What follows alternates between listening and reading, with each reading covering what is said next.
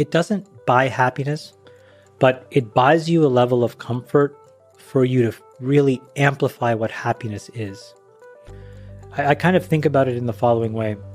Let's just say that there's 100 things on a table, and the table says, find happiness here. And there are different prices.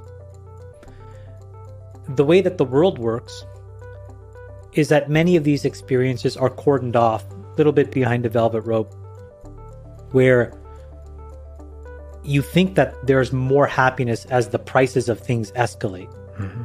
Right? If you live in an apartment, you admire the person with the house. If you live in a house, you admire the person with the bigger house. That person admires the person with, an island, right?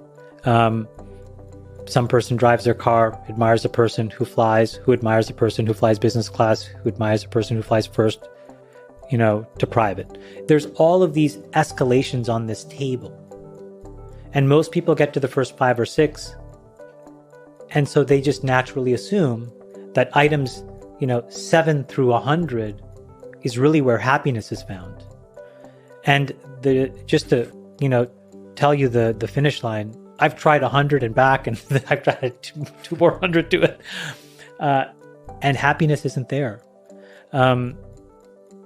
But it does give you a level of comfort. I read a study, and I don't know if it's true or not, but it said that the absolute sort of like maximal link between money and happiness is around $50 million. And it was just like a social studies kind of thing that I think one of the Ivy Leagues put out.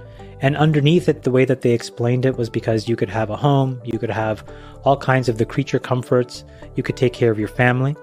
And then you were left to ponder what it is that you really want.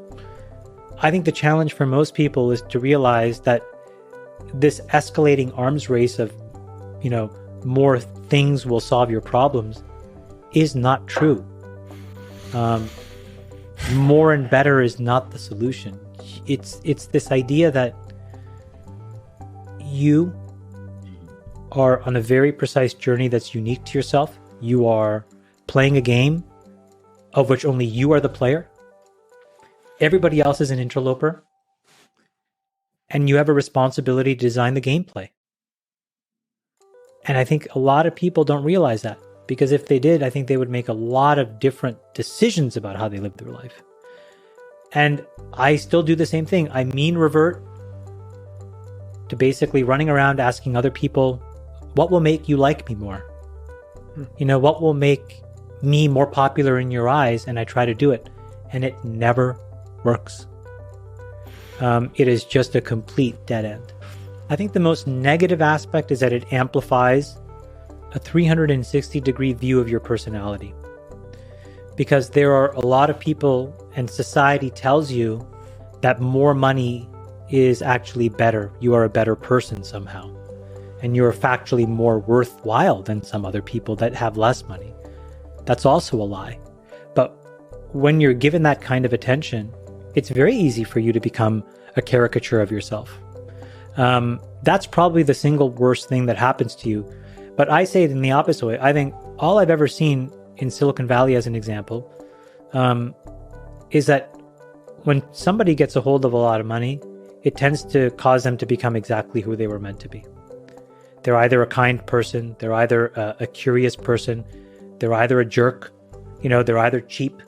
And they can use all kinds of masks, but now that there's no expectations and society gives you a get-out-of-jail-free card, you start to behave the way that's most comfortable to you. So you see somebody's innate personality. And that's a really interesting thing to observe, because then you can very quickly bucket sort where do you want to spend time and who is really, additive to your gameplay and who is really a negative detractor to your gameplay.